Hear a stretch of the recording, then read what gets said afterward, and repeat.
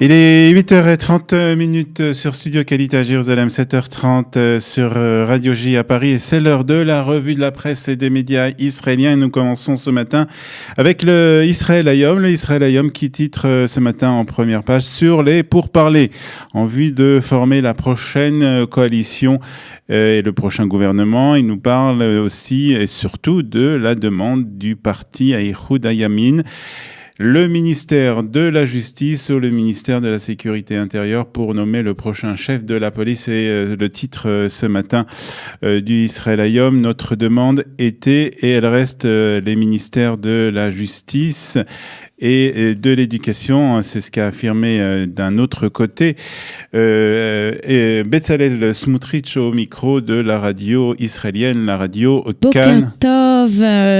Moadim les Simcha, je suis heureuse. Betzalel Smotrich a également indiqué qu'il ferait immédiatement approuver une loi d'immunité qui protégerait le Premier ministre et les députés face aux inculpations diverses. Il a ajouté, c'est ce que annonce ce matin le Maariv, que la condition pour entrer dans la coalition était une législation d'une loi qui limiterait les prérogatives de la Cour suprême de justice. Mais le Yediot nous parle aussi ce matin de tensions, des tensions qui sont au sein de ce parti entre le dirigeant, donc le Rav Peretz et Betzalel Smotrich, le numéro 2. Le Rav Peretz n'a pas apprécié que Betzalel Smotrich ait soumis ses demandes et les demandes du parti sans le consulter. Pour Yuval Karni, cette union des partis de droite est sur le point de se séparer. Yuval Karni, donc, ce matin, dans le Yediot Aharonot. L'attitude de Smotrich est déconcentrante. Je ne comprends pas ce qu'il essaie de faire. C'est ce qu'a déclaré le Rav Peretz au Yediot Aharonot. Et puis, par ailleurs, le Haaretz nous annonce que le Premier ministre Binyamin Netanyahu aurait offert au leader du parti Kulanu, Moshe Kahlon, le portefeuille des affaires étrangères. Et c'est une surprise pour le Haaretz, en effet. Et ça, c'est la chaîne numéro 13 qui l'a annoncé hier. Il aurait présenté cette offre lors d'un entretien téléphonique avec le ministre des Finances. Le Haaretz nous rappelle que Moshe Kahlon a fait une campagne autour des sujets économiques et sociaux et avait répété que son désir était de continuer ce qu'il avait commencé au ministère des Finances. C'est la raison pour laquelle ce matin, le Haaretz est quelque peu déconcerté. Il ferme le robinet, titre ce matin le Yediot Aharonot en page 6. Et en effet, le quotidien nous annonce que le président des États-Unis, Donald Trump, a décidé de mettre fin aux exemptions permettant à 8 pays l'achat de pétrole iranien, afin de porter à zéro les exportations de brut iranien. C'est ce qu'a annoncé en tout cas hier la Maison-Blanche, une information reprise ce matin par l'ensemble de la presse israélienne.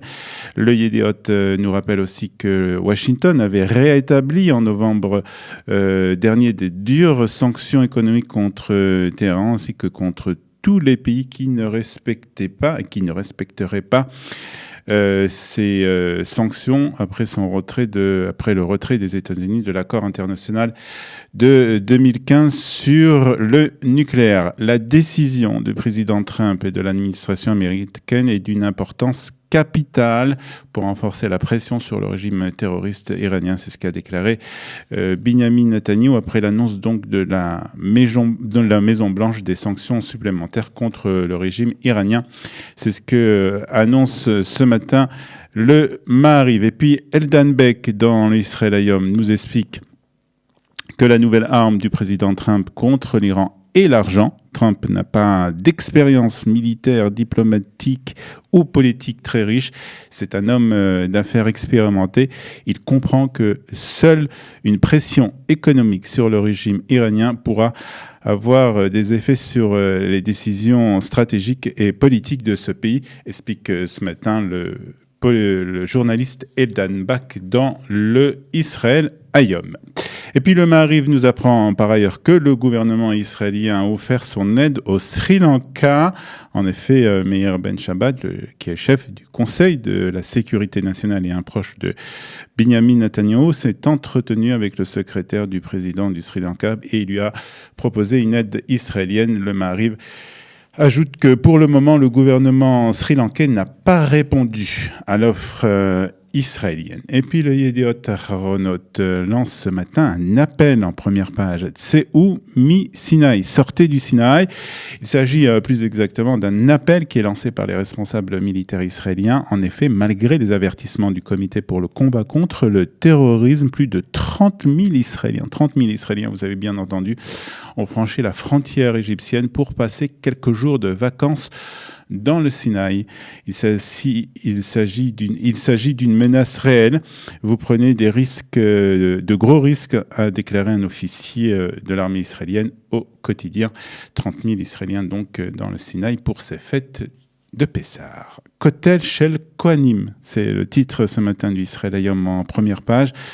En effet, plusieurs milliers de personnes se sont rassemblées hier sur le parvis du Kotel à Jérusalem pour la traditionnelle Birkat Kohanim.